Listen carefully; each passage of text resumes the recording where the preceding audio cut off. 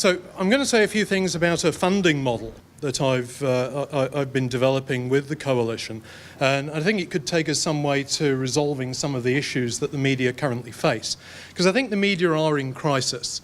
It's a bit of a cliche for academics to say this. Of course the media are in crisis, but I think it's actually pretty serious.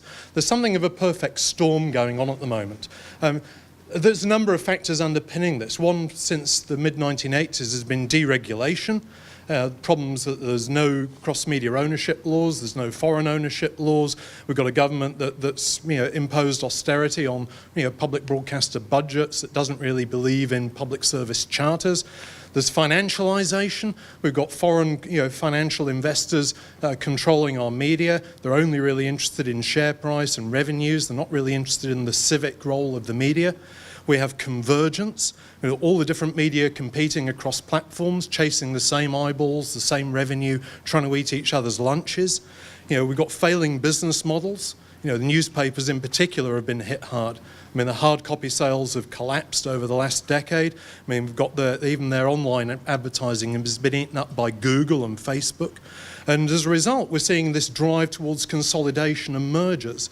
Consolidation of newsrooms with cuts in the news budget, journalistic redundancies, casualisation of journalistic work, and indeed, as we're seeing in the case of Fairfax and NZME, big corporations trying to create a virtual monopoly in our newspaper sector. So the upshot of this is that we're seeing increased market failure. And what I mean by that is there's greater reliance of journalists on newsroom subsidies. There's fewer people at the front line doing the journalistic work. There's a greater focus on populist stories, clickbait, less funding for investigative journalism. We've seen examples where, Mark Jennings is here, where the tragedy over losing Campbell Live because of commercial pressures. So we're in an environment where I think there's a real need to recognise that just because we've got ultra-fast broadband and Netflix doesn't mean that public service is any less valuable in the digital era. In fact, I would say it's actually more important. Okay, you can get all the movies you want on demand. You can also get all kinds of news from social media. You can get blogs. But I don't think this is compensation for the core functions of professional journalism. So what am I proposing? Well, it's what I call a marginal levy. And it basically is a 1% or maybe 0.5% levy on a full range of media services right across the spectrum.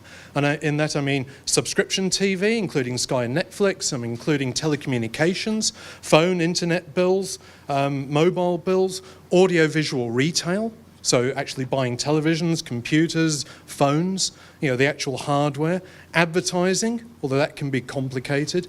And I think a levy like this would actually raise an awful lot of money. If you look at the turnover in these sectors, in subscription TV, and this doesn't include Netflix, nearly $1 billion a year, telecommunications over $5 billion, audiovisual retail over $7 billion, advertising about $2.5 billion, and probably 250 million of other kinds of media activities.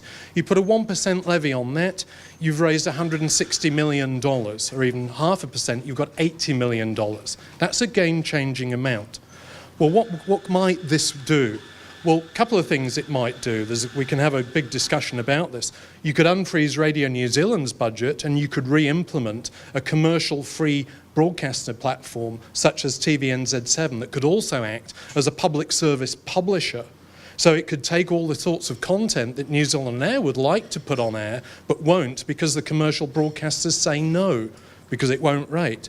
And you could also create a substantial pool for a contestable, platform-neutral, public interest journalism fund, so that anyone that wanted to do investigative public interest journalism could apply for the fund and get resource to do the kinds of news that are currently disappearing down the plug hole. Well, they'll never accept this, of course. The government doesn't want it, the industry will say no, you'll say. But this kind of fund will be fiscally neutral. It's not coming out of the consolidated pot. It's not competing with HIP operations. It's hypothecated. It's ring-fenced from the normal budget. It's also index-linked. And in fact, if one media sector grows and another media sector declines, it balances out because it goes across the value chain. Industry, in fact, wouldn't be badly affected. They just pass that 1% charge onto their consumer. So, for example, if you had a $100 phone and internet bill, it'd be $101. You buy a $1,000 television, you pay $1,010. Pay $20 phone top-up card, 20 cents goes into the pot. So I don't think we're going to get riots on the streets. And okay, with advertising, there may be some industries that are badly affected. You might have to make exceptions. But surely you can't argue against the principle that Google and Netflix should actually be putting back some funding into our media ecology, because currently they simply collect the rent and they provide nothing. So the Levy model, I think, has been adopted in other countries. Spain, France, Turkey all have variants on this. And we've got the Telecom Development Levy, we've got the BSA levy. So this isn't some wild idea that's never been done before. It's actually a very standard approach to funding public interest media in other countries. And I think we could do it here, and it will make a huge difference. Thank you very much. So the question was, how did the levy system work in France and Spain and Turkey? I think Turkey is the old one. It's called the banderole tax, and it's just a routine levy imposed on audiovisual retail goods. Greece actually had one, but it went on the electric bill. Again, it was just institutionalised. People accepted it. It was at a level that didn't really cause any great concern. France and Spain, their media ecologies are rather more complicated. So I don't know if those models are regarded as a success or not. They're highly politicized. In the case of France, Sarkozy actually started to implement this, but it was partly a response to his withdrawal of public funding from France Télévisions, and they also removed France Télévisions' advertising to boost the advertising available to the commercial sector. So these ecologies are very different from New Zealand, but that's not to say that we couldn't devise a model that would work here. And my simple answer is, if you could put $80 million of public funding into the media ecology to fund public interest media, that's got to have a positive effect. It would make a big difference. So would it affect the profitability of the telco sector? Well, to the media, including the telco sector, but the media sector as a whole, I don't think the telco sector would be badly affected. I mean, if your internet phone bill was $100 and it came in next month at $101, would you go to another provider? So there's a lot of people in New Zealand, a distressingly large number of people in New Zealand, that do not have access to the internet because they cannot afford it. Well, they won't be paying any levy then, won't they? No, well, that's really quite unfair. It's proportional to public expenditure. So if you spend $1,000 a month on media, you'll pay more. The one area that's really complicated is advertising, because you can't pass that on directly to the consumer.